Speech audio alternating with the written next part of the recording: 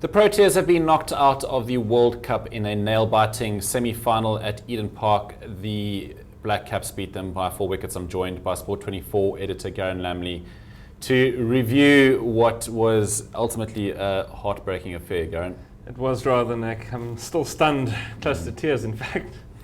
Yeah, so what do you say? You know, we won the toss, things were looking good. We posted 281 for 5. Thanks to rain delay, that was then readjusted to 298 or 43 overs, which is a tough ask under the pressure of a Cricket World Cup semi-final. New Zealand got off to a flying start through Brendan McCullum, hitting poor Dale Steyn all over the place. They looked like they were coasting to victory. Then we hit back a little bit in those middle overs. But then it came down to South African-born Grant Elliott, who actually got them over the line with... I think that's what really hurts right now, Garen, is that winning 6...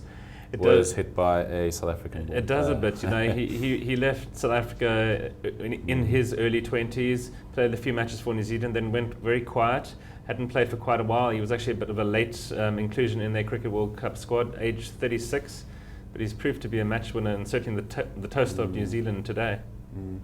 Garen, towards the end, obviously the nerves get into the guys. There was a lot of sort of fielding mistakes, but I think the biggest... maybe, you know, where South Africa lost the game was, you know, that lack of a fifth bowler. I mean, AB de Villiers, who part-time bowler at best, you know, bowling in such a precious situation, and Dale Steyn clearly nursing an injury. He was expensive. Absolutely, you know, Dale Steyn early on went for I think 39 in 3 overs, thanks mainly to Brendan McCullum, knocked his confidence a bit. He was clearly struggling with a bit of a hamstring twinge. As late as the last over, he called the physio on, which obviously didn't help his confidence at all. And like you said, the fifth bowler has been a bit of a problem for us throughout this World Cup. You know, we've actually now lost 3 games to be knocked out in total, which is not ideal. And a lot of it's been thanks to that fifth bowler. You know, we have had AB de Villiers bowling more in ODIs than he's ever bowled in his life at a Cricket World Cup, which is not something you ideally want to see. And JP Duminy, he struggled a little bit compared to Tahir, who, you know, also bowled some spin but bowled far, far better. So that's come back to haunt us a little bit. That's what hopefully we'll be working on in the next 4 years, developing the sort of all-rounders. You know, we're thinking of like Ryan McLaren, Wayne Parnell, guys that can sort of bat at that number 7, 8, and then actually bowl some overs as well. I mean, a guy like Aaron Pangiso, I mean, hasn't had any game time this World Cup. Yeah. And clearly the spin bowlers really shone on these surfaces. I mean, why wasn't he brought in? I mean, it's quite remarkable that you can pick a 15-man squad, have to pick 11 for every single game, and not even play him against like a UAE or one of those minners that we played against, because we were in by far the easier group when you think teams that were in our pool compared to the other pools. So quite remarkable that he wasn't given any game time. You know, certainly he wouldn't have disgraced himself against one of those minners at all. So, you know, he was a bit of a travelling spectator, if you like. So not great for his confidence either. And like you said, Tahir was our best bowler, took the most wickets at the end of the day. It's not to say that Pangiso wouldn't have done well himself. We could well have found ourselves having 2 spinners in our attack, because a lot of the wickets were taking spin, as we saw in this match as well. Tahir was spinning the ball all over the place, and the New Zealanders were struggling to read him. Nevertheless, I guess hats off to New Zealand. You know, their middle order really carrying them through. You know, Corey Anderson chipped in as well. It's their World Cup, I mean, they potentially could face the other co-hosts in the final.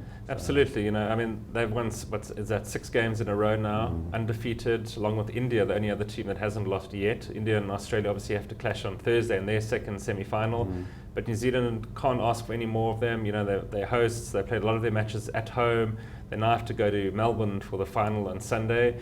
I'm not too sure who they would prefer to play, but I'm sure knocking over Australia in the final, if they were to do that, would be a far sweeter victory for them. You know, not one of the powerhouses of cricket traditionally. It's their first final.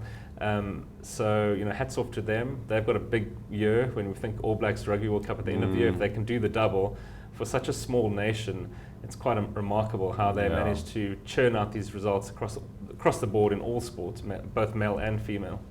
Garen, final question, just to get this out of the way. Did we choke? I wouldn't say we choked. To be quite honest, I was quite confident we were going to win all along until sort of those last dying overs when I saw that AB had to come on and bowl, and Dale Steyn was struggling a little bit with his leg. And even then, we needed to defend, I think, 11 or 12 the last over. I was still confident that Dale could do that. A couple of early boundaries by Dan Vittori of all people, and then a big 6 to finish off the match by Grant Elliott, sealed our fate. So I wouldn't say we choked. I'm pretty sure we can put that C word to bed for the next 4 years at least. Okay, well, at least then Proteas did get that monkey off the back and know how to win a knockout game. So absolutely. You have to wait another 4 years.